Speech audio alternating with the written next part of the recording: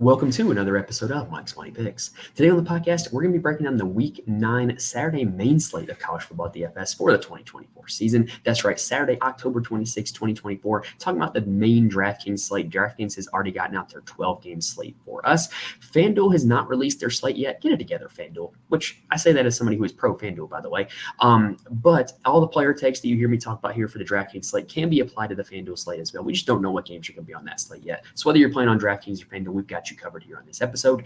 And y'all, I do apologize. This is coming out a day later than normal this week. I do not plan on this to be the case every single week, but this week it just had to be the way it is. I mentioned here on the show before, but I started coaching high school girls flag football this week for my high school that I teach at.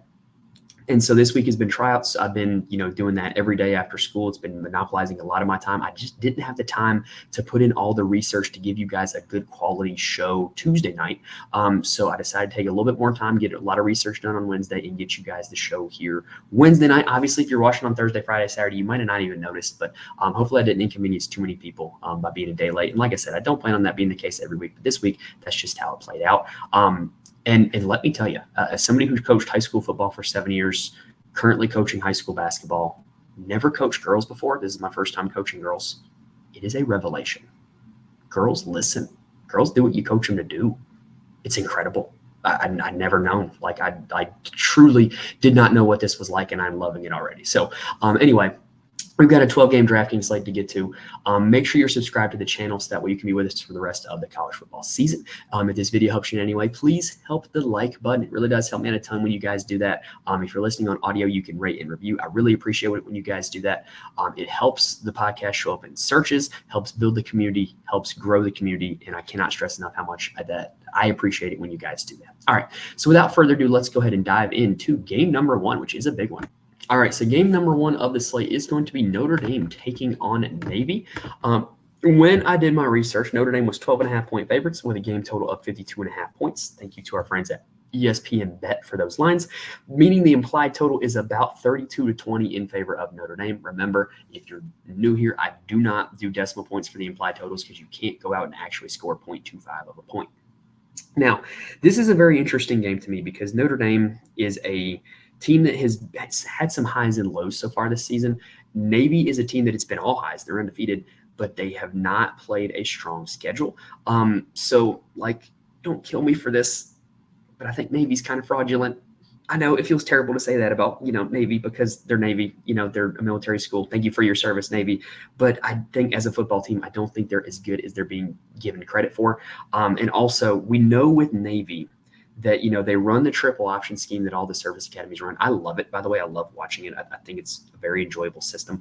But Notre Dame, so the difficulty in playing Navy is the fact that you might have 1 week to prepare for this system that is totally contradictory to what the entire rest of the college football world does. And it's very difficult to defend on 1 week's preparation. Notre Dame plays Navy every single season. So basically, this team knows how to prepare to play Navy. They have beaten Navy a lot historically. And the 1 week to prepare for the triple option should not phase them as much as most teams because it's something that they do year in and year out. And so they are well prepared for this game. And I think that Notre Dame is going to come in with a good game plan. I think Notre Dame is going to win this game quite easily. Let's go ahead and talk about the Irish offense. So Riley Leonard at quarterback, I think, is a really solid option. He's pretty much had 24 fantasy points or more in every game since the Northern Illinois game. He's averaging just over 30 fantasy points per game over that stretch. Navy is not the best matchup. With Navy running triple option, they tend to have fewer possessions in their games because a lot of running the football. They don't get plays off very quickly. So Notre Dame might not have as many possessions as they normally do in this game, but Riley Leonard scores on a lot of them. He hasn't been super successful passing the ball this season, but he has a ton of rushing touchdowns, ton of rushing upside with Riley Leonard. I don't think he's the best option on the slate at quarterback, but $8,800, he's a guy who's certainly going to make my player pool. At the running back spot, we've got Jeremiah Love has been the best back for Notre Dame all season. He has scored a rushing touchdown in every single game, which has contributed to him scoring at least 13 fantasy points in every single game. He also gets usage in the passing game. This is a really solid real-life player. I think he's going to be playing on Sundays. He's really talented. But Navy's not a great matchup from a rushing perspective. But again, they haven't really played anybody. So Jeremiah Love, I think, is an okay option. He's probably going to make my player pool, but it's hard to convince myself that I'm going to be playing a lot of him. Jadarian Price is interesting. So he is kind of the 1B to Jeremiah Love's 1A. Last 2 games combined, he's seen 20 carries. He had 8 against Georgia Tech, was pretty successful, 8.6 yards per carry. I think at $3,200, I think he's an interesting, salary saver play. I don't think he's a guy that I'm going to play a lot of, but I don't mind taking a shot at him at $3,200. The receivers for Notre Dame, look, Riley Leonard is not that effective as a passer. This is a team that's not going to have a ton of passing volume. I don't think you have to stack Riley Leonard with a wide receiver. I don't think you have to play any of these Notre Dame wide receivers, but I am going to continue to bang the drum that if this passing offense is going to take off, Chris Mitchell needs to be more and more involved. And then in terms of actual success, Bo Collins has been over double-digit fantasy points in back-to-back games. He is the guy that I probably would play if you forced me to, but I don't think I'm going to be playing any of them.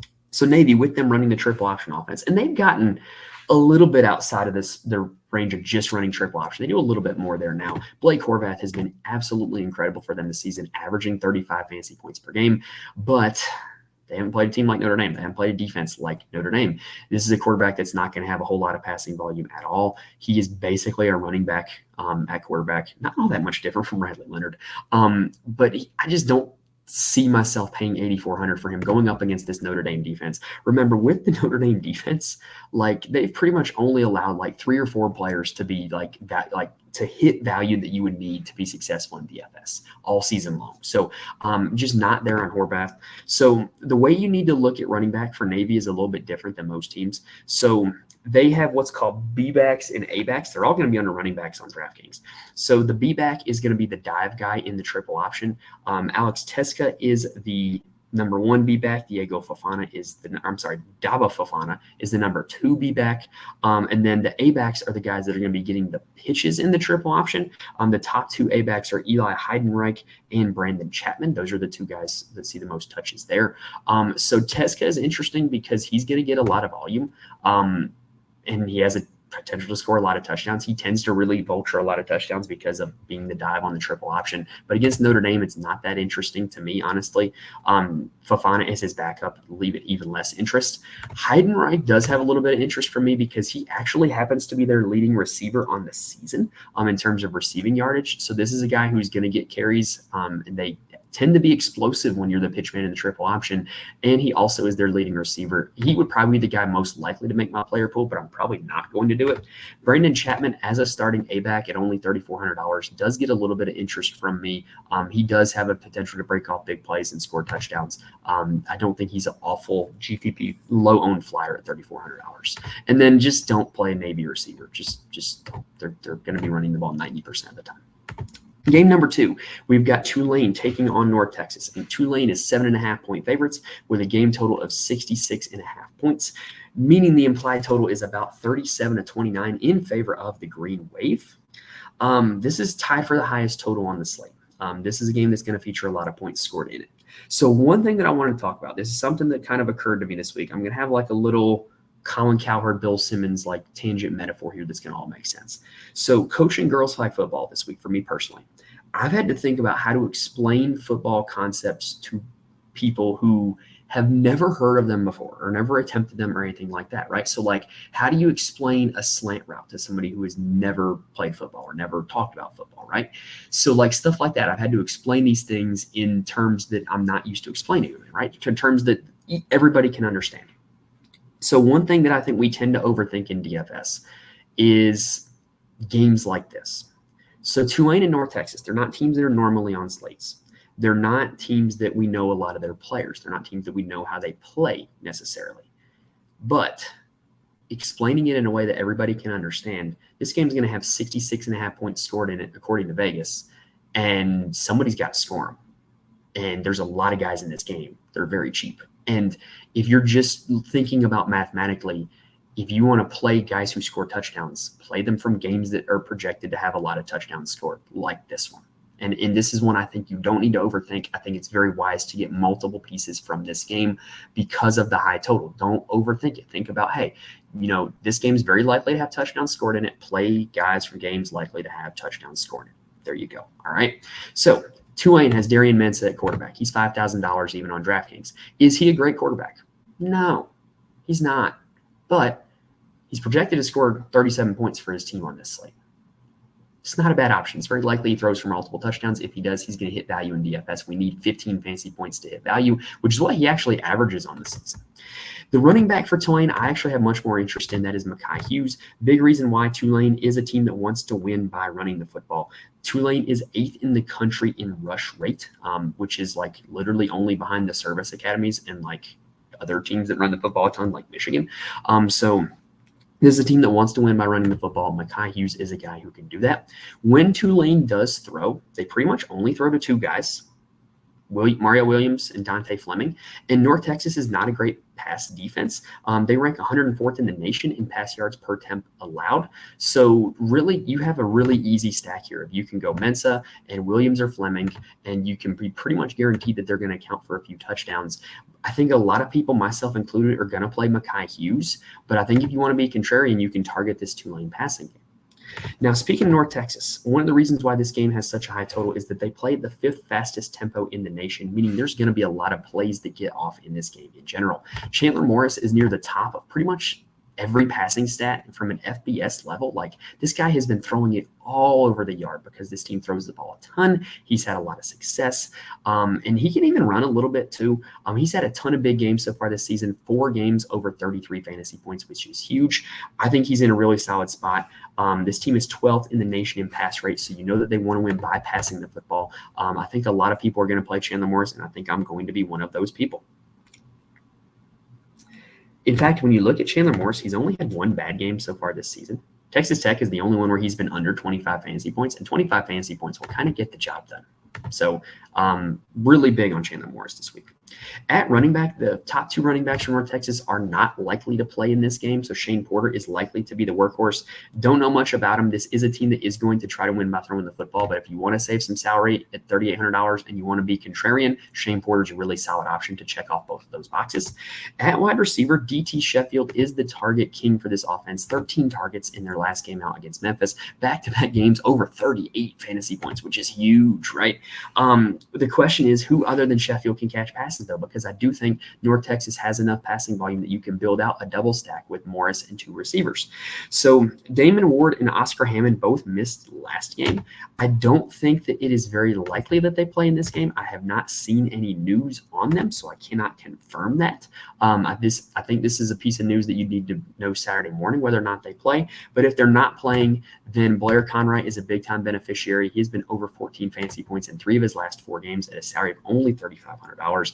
And then Miles Coleman at only $3,000 even is a guy who had a big game last week against Memphis, 7 catches for 62 yards at $3,000 even. That's a really big performance. And if those 2 receivers, Ward and Hammond, are out, I think he's a guy that you can definitely consider as a punt play for your lineups. So there's a ton of guys in this game that can make your lineups, and not a whole lot of them are expensive.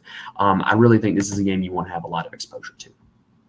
On the opposite end of the spectrum, a game that I don't want to have a lot of exposure to is Oklahoma taking on Ole Miss. Ole Miss is 20-point favorites with a game total of 48.5 points, meaning that Ole Miss is implied to win about 29-19. And I got to be honest, I have a hard time seeing Oklahoma score 19 points. It will be Jackson Arnold back at quarterback this week, but he was not good when he was starting. It's just really, really hard to get excited about this offense. Could Jackson Arnold maybe have a bounce back game?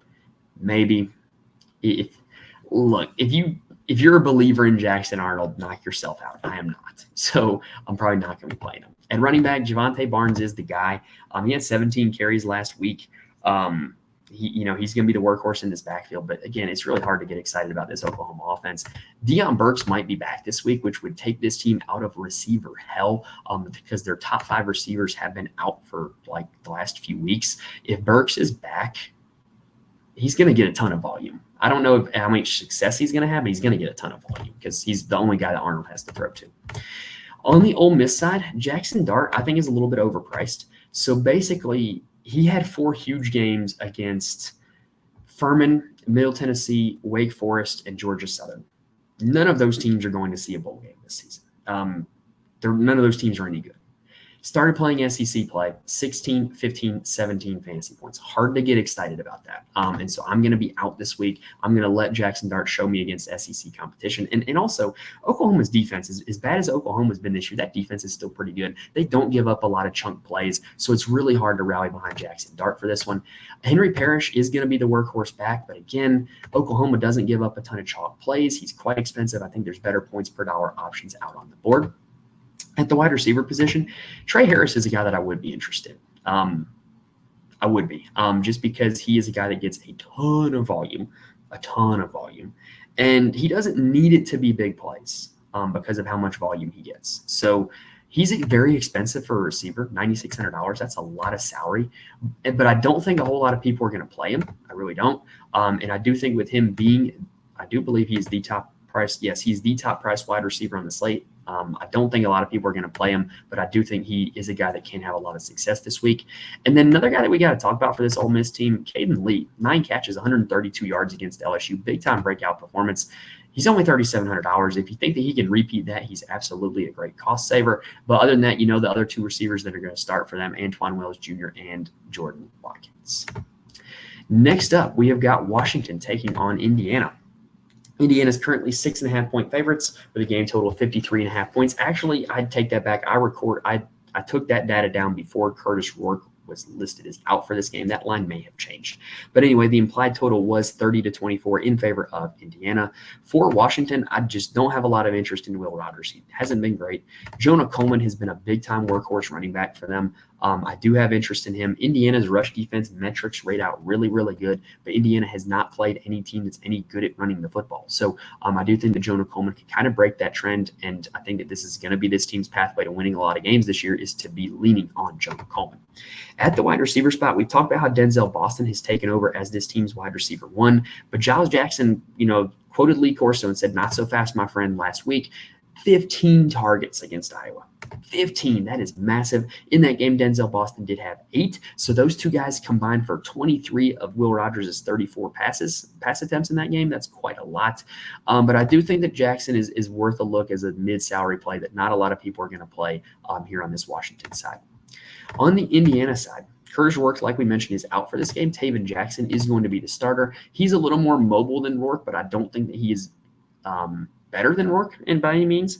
So basically, what's likely to happen is this. Indiana is a team that has super spread out production over a ton of guys in their offense. They have a big-time running back committee. They play a ton of receivers. They get a ton of guys to football. When you have a mobile quarterback, what's more likely to happen is everybody else's slice of the pie shrinks because this guy is going to be running the ball more than the regular starter. And so more of the production is going to go to him than would the regular starter. So I don't think that Taven Jackson playing is necessarily good news for any of the other Indiana skill players, but it might be good news for Taven Jackson. He might just have a higher ceiling than Curtis Rourke had. I don't think he's a great play, but if you want to take a shot at him, I don't think it's the worst idea in the world, and I don't think a whole lot of people are going to do it. You could get him at very low ownership. At the running back spot, like we said, it is a big-time committee. Ellison gets the first crack at the apple, and then Tyson Lawton after that. I just don't have a whole lot of interest playing a committee going against Washington, a team that's been pretty stout against the run. Washington's been pretty stout against the pass as well, but they played some really inept passing offenses. They played a lot better running offenses, which is why I'm not super interested in attacking this Washington defense. Elijah Surratt is the number 1 wide receiver for Indiana. Last week, he did have 15 fantasy points against Nebraska. However, that was saved by the 28-yard touchdown that he did score. I'm sorry, he had a 28-yard pass. He scored like a shorter touchdown than that, though, so that's my mistake. But he was saved by the touchdown. If he didn't score a touchdown, it was going to be a bad day. But he's had better days in the past. I don't think he's a bad option. Miles Cross was actually the most targeted wide receiver last week. Remember, he's an Ohio transfer that had a lot of chemistry with Curtis Rourke. But Taven Jackson's now the starter. So is that production going to go away from Miles Cross? I don't know. But I do think that it is worth noting that he was the team's most targeted receiver last week against Nebraska. All right, the first 4 games are down. Let's go ahead and take a quick breather, and then let's dive into the next section. Now, before we continue, I do want to mention where there are places you can get more information from me. First off, you can follow me on Twitter at Mike's Money Picks. I'm more than happy to answer any lineup questions or start sit questions if you reach out to me on there. Also, keep in mind, I'm recording this show on Wednesday night this week, so sometimes my opinions might change in between Wednesday and Saturday. If you want to get my thoughts on a specific player, reach out to me. I'm more than happy to share. I'm also in the Fantasy Corner Discord. Link is in the description on YouTube as well as on audio. And basically, the Fantasy Corner Discord is a community of a lot of really smart, really good people who play DFS for a lot of different sports and are just constantly in there sharing advice, sharing plays, sharing strategy, and then sweating it out together. If you're looking for people to talk DFS with, I cannot recommend it enough. And then also I do write an article to my Patreon for every single college football DFS slate where I profile my core plays as well as why they are my core plays. Now, anybody who just promises you plays and says you're instantly going to win thousands of dollars, that's just not accurate. That's not how it works. But what I can promise is that you can get well thought out, well-researched information from somebody who does more research than anybody on this and can help you get better at playing college football DFS by doing so. All right, next game up is going to be Nebraska taking on Ohio State. Ohio State is currently 25.5-point favorites in this one with a game total of 48.5 points, meaning the implied total is about 32-17 in favor of Ohio State. And y'all, I'm not ready to be hurt by Nebraska again. Last week, I talked myself into playing Dylan Raiola against Indiana and 4 fantasy points. And the worst problem is that the one touchdown that he could have gotten was a rushing touchdown because he handed it to a wide receiver instead of it being like one of those little flip passes that they do. So no matter how cheap he is going up against Ohio State, it's just going to be a pass for me. The running back room is a committee going up against Ohio State. It's going to be a pass for me. Wide receivers, Nair and Banks, they've been like my cheapy value plays the last few weeks going up against Ohio State. Just not feeling it. Barney is the guy who did get that rushing touchdown for them last week. He had 9 targets, and he's got to be a pass for me as well. Like I just can't get behind this team and this offense going up against Ohio State. And you might get a random rushing touchdown from wide receiver that doesn't help the quarterback, or one of these committee running backs scoring. Like it's just not an easy team to predict with not a whole lot of points that they're going to score. So they're just a pass for me. On the Ohio State side, I do like Will Howard. The reason why is he has started to up his production in Big Ten play. This is something that we've been harping on for about a month now. So this is a quarterback at Kansas State that was a big-time runner, and he's starting to run the ball more now that, we've reached games where Ohio State is getting pushed, right? He's had rushing touchdowns in 5 straight games. He's also been over 30 fantasy points in back-to-back games at a salary of $7,900. That is 4 times value for his salary. That's a really solid outcome. And he's going up against Nebraska defense that is just okay to me. Ohio State is implied to score 32 points in this game. If Howard accounts for 2 touchdowns with his arm and 1 with his leg, he's absolutely going to hit value. At the running back spot, it's still a committee between Judkins and Henderson. And so as good of players as they both are, it's just a situation that I'm not going to be that interested in targeting with DFS. It seems to be Judkins having a slight edge over Henderson every week, but that edge isn't big enough for either of them to end up having big games, and they're priced up like they're the only back in their backfield. It's just not a good situation for DFS. Now, what is a good situation is how few receivers Ohio State throws to. So last week, Jeremiah Smith and Emeka Egbuka combined for 23 of Will Howard's 35 targets against Oregon. That's insane. That's like a 65% target share for 2 guys. So if you're going to be playing the Ohio State passing attack, it's going to be Smith or Egbuka. I do think that they have very clear profiles like we've been talking about. Smith is more of a big play guy. Egbuka is more of a possession, short and intermediate guy. For how Nebraska's defense plays, I don't think Nebraska is going to want to give up a big play to Jeremiah Smith. So I think Egbuka might be the guy this week, but that's just my lean, just thinking about it from the X's and O's. There's nothing really mathematical behind that. Both those 2 guys should absolutely smash every week if they're going to have that target share every single time. Next up, we have Missouri heading to Tuscaloosa to take on Alabama. I did get this line before a lot of injuries for Missouri, so it may have changed. Alabama was 13.5-point favorites with a game total of 55.5 points, meaning the implied total is about 34-21 in favor of Bama. Missouri's quarterback Brady Cook is listed as doubtful for this game. If he does not go, it will be Drew Pine. Yes, if you're a Notre Dame fan, you probably remember Drew Pine. He was their quarterback 2 years ago, and he was not all that great. He played at Arizona State last year, was not all that great. I don't have a whole lot of faith in Drew Pine to lead this Missouri offense into Tuscaloosa and score a lot of points. What I do have faith in, though, is that with Nate Noel being out, Marcus Carroll should get a ton of carries. And at $4,000 with a backup quarterback, I think Marcus Carroll's probably going to see the ball 20 times in this one. Alabama's defense is not great. $4,000, great price tag on Marcus Carroll. He's going to be one of the most popular running backs on the slate, though. I don't think this is a secret. I don't think this is a mystery. I think a lot of people are going to play him. At the wide receiver spot, we love Luther Burden. We always love Luther Burden. He can break a slate anytime. Last week, he did have 11 targets, which is pretty solid. It didn't turn into a whole lot of production, but 11 targets, we'll take that. We know the production is going to come. But without Brady Cook throwing to him, it's hard to have a whole lot of faith in him. And I'm not interested in any of the other Missouri receivers either. So probably just going to be avoiding this side altogether, except for Marcus Carroll, if Brady Cook is in fact out for this game. On the Alabama side, they've got Jalen Milroe as quarterback still, and he's still priced up above $10,000. And I get why. He has the highest upside of any quarterback on the slate just because of what he brings from a passing upside and rushing upside standpoint. He's like the only guy on this slate who can pass for 300 and run for 100 in the same game. Like, why is that so important? Because you get a 3-point bonus on DraftKings for 300 passing yards and 100 rushing yards. So you can get 6 points just off of bonuses. He did it against Georgia. Yeah, against one of the best defenses in the country.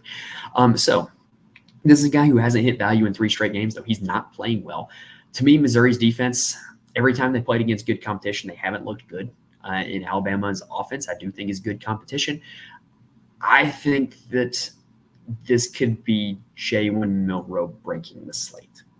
Is it likely? Probably not. Is it something that can happen? Yes. So to me, is he somebody that has to be in your player pool in case that happens? Yes. I will be playing Jalen Milroe this week.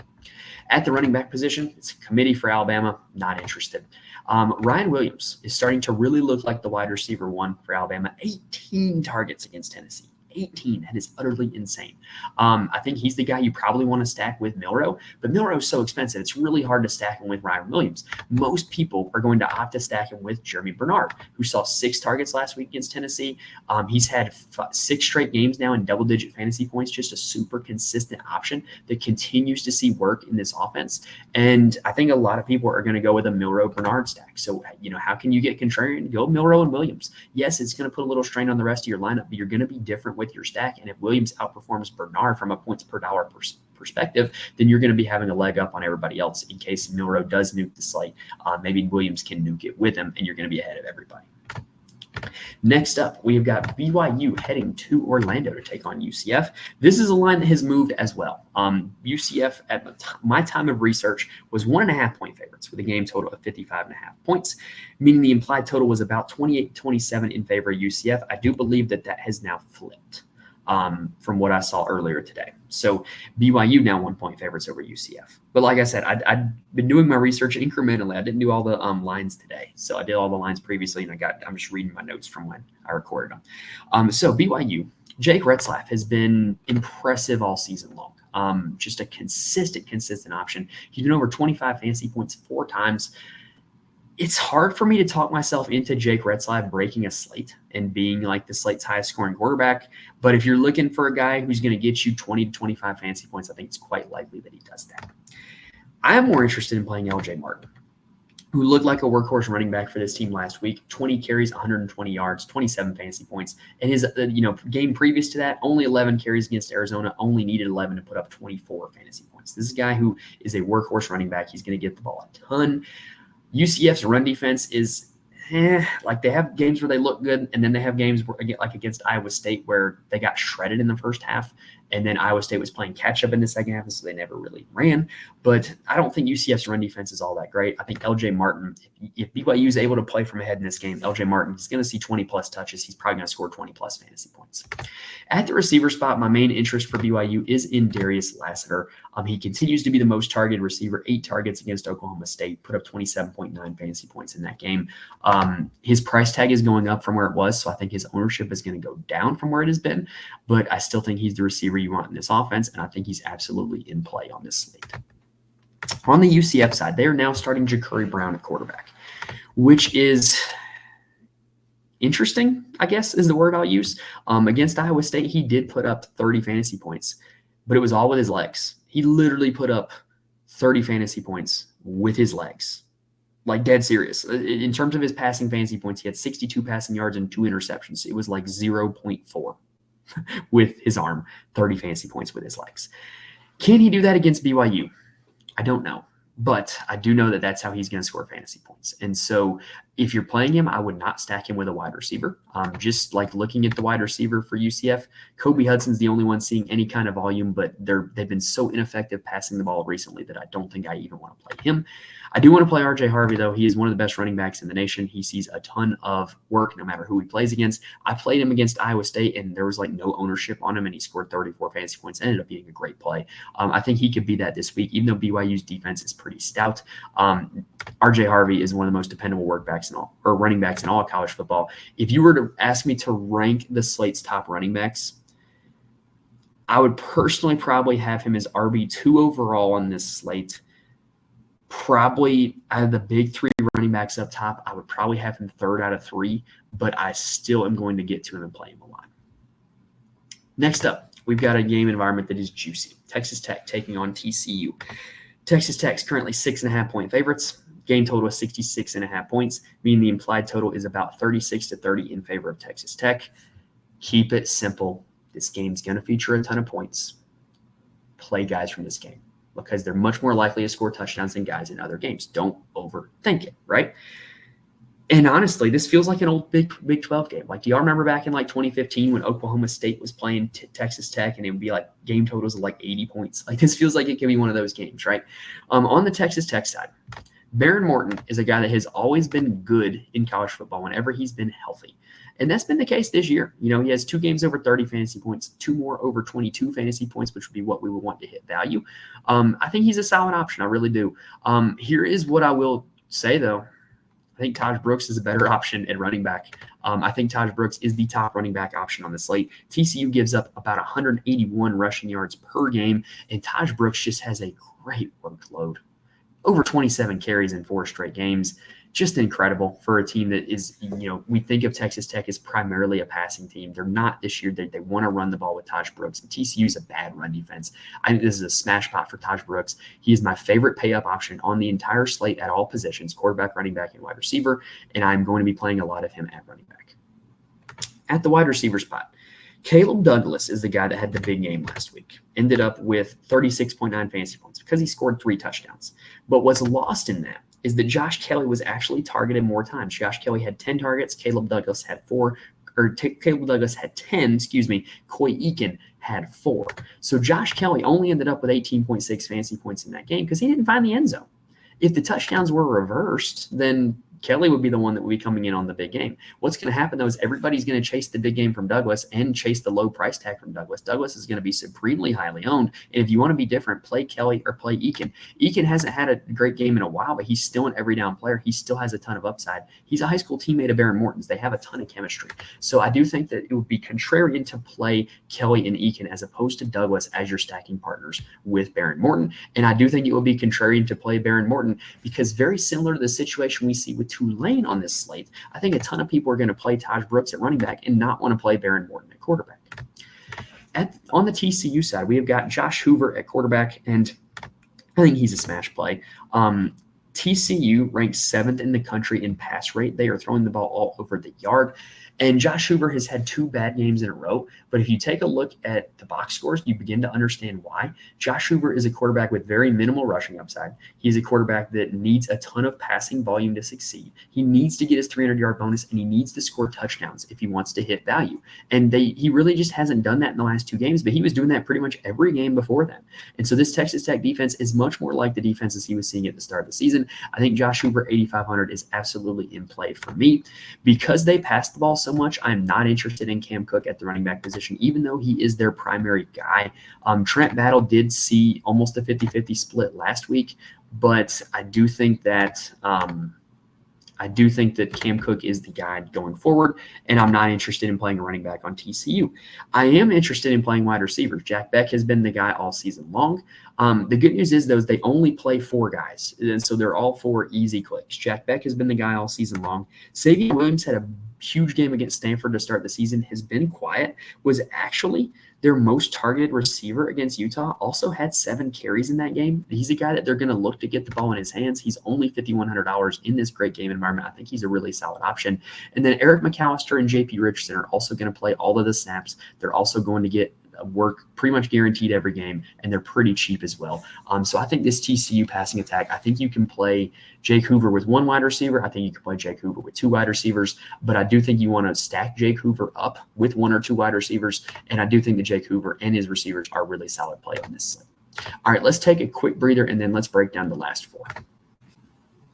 All right, we got 4 games left. We are in the home stretch. Reminder, if this video helps you out in any way, please hit the like button. It really does help me out a ton when you guys do that. If you're listening on audio, please rate and review. All right, so let's go ahead and dive into these last 4. We got Illinois heading to Oregon. Another one of these kind of bi-coastal Big Ten matchups that just seem so crazy to me. Like, it's going to take a while to get used to, bottom line. Oregon is 21.5-point favorites in this game with a game total of 54.5 points, meaning the implied total is about 38-17 in favor of Oregon. And I got to say, Illinois, they're kind of one of the teams on this slate that, yes, they're probably going to get blown out, but they're palatable from a DFS perspective. And why is that? Because they have a very condensed offense, and they're very cheap. Luke Altmaier at quarterback is only $5,700. This is a guy who can run a little bit. And, you know, if he accounts for a few touchdowns, he scores one with his legs, then he can have a pretty big fantasy day. And it wouldn't shock me to see him put up like 20-ish fantasy points against Oregon and be a pretty solid value play. At running back, Caden Fegan is out for the foreseeable future, meaning that Josh McCray is going to be the starting running back. He has seen bell cow work in each of the last 2 games, varying levels of success, 33 fantasy points against Purdue, 5 against Michigan. But he's the workhorse running back now. Oregon's defense is not spectacular. They're good, but they're not great to me. So $4,000 for a starting running back like Marcus Carroll, who's also $4,000. I think he's going to be popular, and I think he's a very palatable click as a starting running back at only $4,000. At the wide receiver spot, they pretty much only throw to Pat Bryant and Zachary Franklin. You can really just play those 2 guys and kind of feel pretty good about it.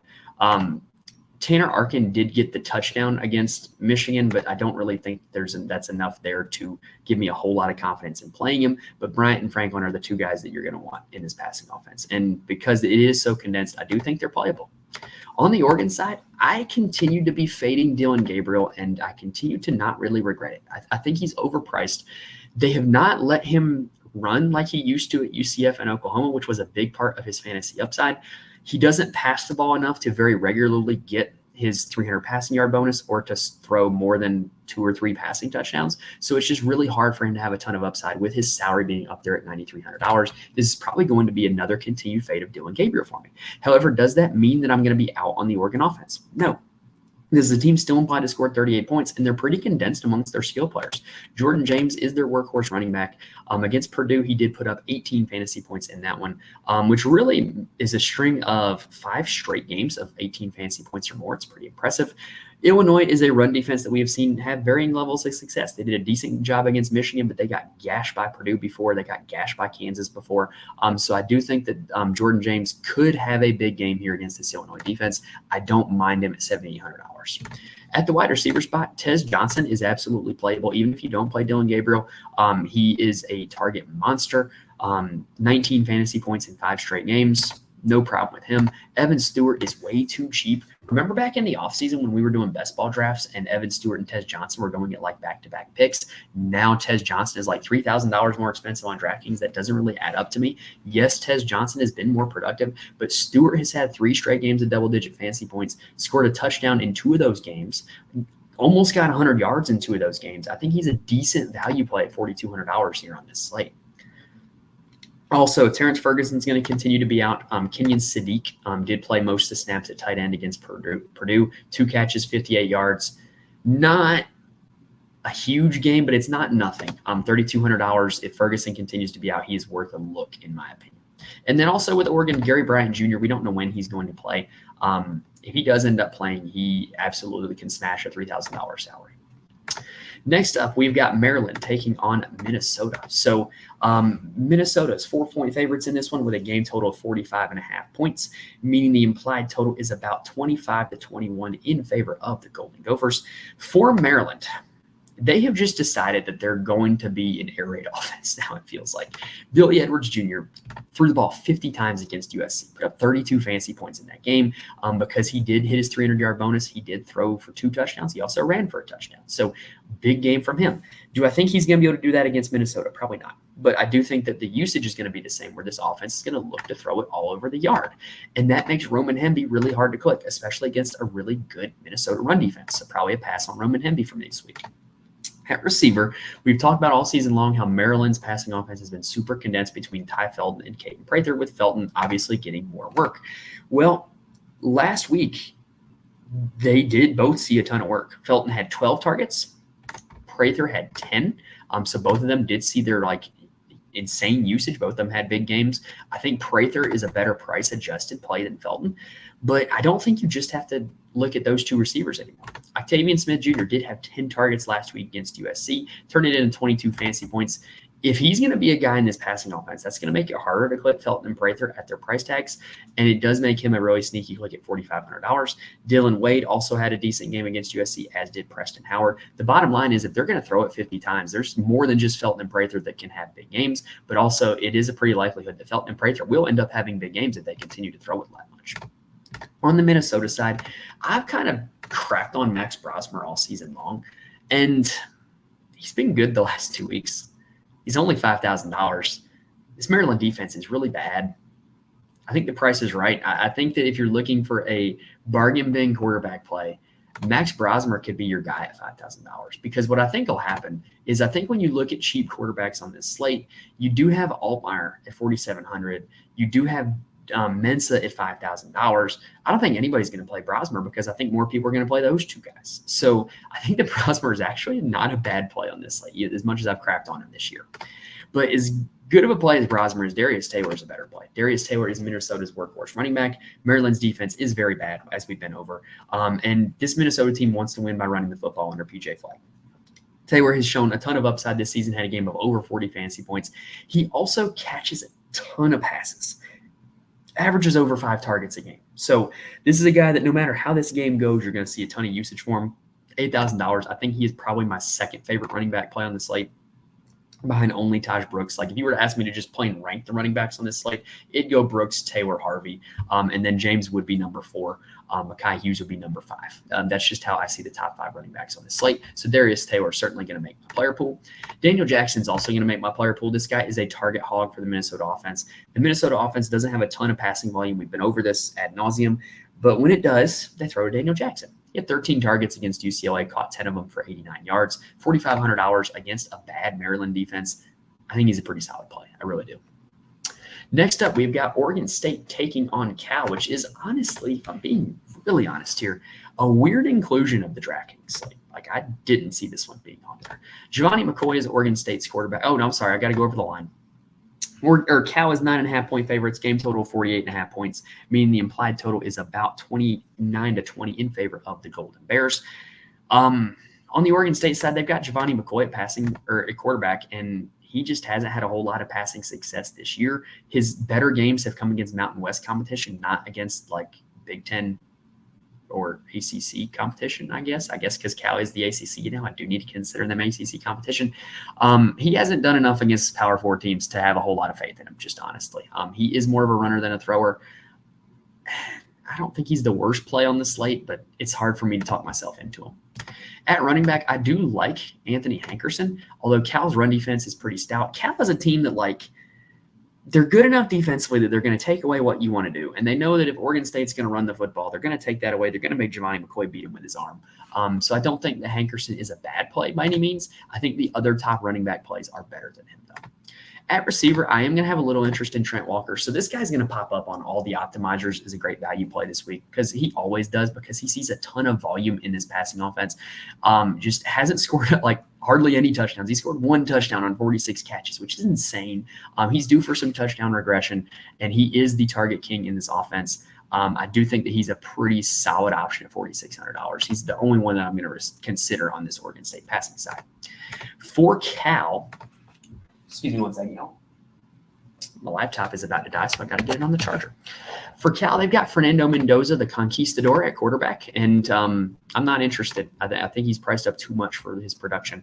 Jaden Ott is one of the wild cards of this slate, so he is questionable for Cal. He is Cal's workhorse running back. We haven't seen a whole lot of success out of him this season because he hasn't played a lot this season, but he is their guy. He's one of the best running backs in all of college football. And if he plays, he can make a huge difference in this game. Oregon State gives up 213 rushing yards per game, which is an obscene number. If Ott plays, he's instantly one of the top running backs on the slate. The problem is that you got to wait all the way till 4 p.m. to know whether he's active or not. So if you are going to be playing Jaden Ott, then what I would recommend doing is having enough salary left over that you can go up to Darius Taylor or Jordan James, in hope that you can switch out in time that before those kickoffs start at 3:30. I do think you need to have a plan if you're playing Ott for if he ends up getting declared out for this game. Javian Thomas will start if Ott is out. If Ott is out, Javian Thomas is a smash play. I don't think it makes a whole lot of sense to just pure late swap down from Ott to Thomas. So have a plan in place if you want to do that, but I do think that Thomas is a smash if Jaden Ott is out. Cal, I'm not recommending any of the receivers. I just can't do it. Next up, we have Texas heading to Vanderbilt. Hook 'em. So for Texas, they've got Quinn Ewers back at quarterback. He was not great against Georgia. So look, as a Texas fan, the Georgia game went exactly as I thought it was going to when I saw it on the schedule 6 months ago. That's just how I saw that game playing out. Like really, I just saw Georgia's defense being just, Georgia's defense.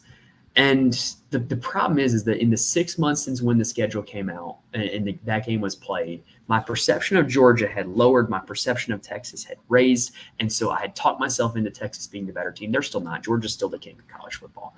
Texas is probably going to get another chance to them in the SEC championship game. Hopefully they'll fare better then. I do think that this still could be a dream season for Texas, but definitely disappointing result last Saturday night. And also the bottles thing is just crazy. Don't throw bottles. Just don't. Just don't do it. It's bad luck. There's a lot of things that when you're a fan of the game, just don't do. Just don't heckle the players. Don't throw bottles. Don't. All right. Now, back to this game. Texas is 18.5-point favorites. Game total of 53.5 points. Implied total is about 36 to 18 in favor of Texas. Look, if you thought this was a trap game, I think the loss to Georgia got Texas's attention. This is no longer a trap game. However, Vanderbilt is a really tough team to target against. They run the ball a ton. They play a very slow tempo. They're not going to give you as many possessions as you're used to. So Quinn Ewers, $8,700, that's an expensive price tag for a guy who hasn't hit value for it once all season. He's going to be a pass for me. In the backfield, Quintravion Wisner has out-touched Jaden Blue 2 weeks in a row. Is it something? Is it nothing? I don't know. I think you can avoid the situation if you want to avoid the uncertainty, but I certainly think that Wisner out-touching Blue in the last 2 weeks is very interesting, considering that Jaden Blue was supposed to be the workhorse running back this year after C.J. Baxter went down. For Texas's receiving core, Isaiah Bond has been the guy all season long, but he's questionable for this one. And we saw last week that when they're playing Georgia, when they're playing great competition, it's going to be Bond as wide receiver 1, and then Golden and Wingo are going to be the next two to play the most snaps, and then Gunnar Helm at tight end. Silas Bolden became a package player. Moore and Cook were almost phased out entirely. So I think that if this game ends up being close, yeah, they're probably going to do that again. It's going to be Bond, Golden, and Wingo on the field with Gunnar Helm at tight end. I don't have a whole lot of interest in any of them, though, just because I think that this Vanderbilt team is tough to target against. Speaking of Vanderbilt, they are quarterbacked by Diego Pavia.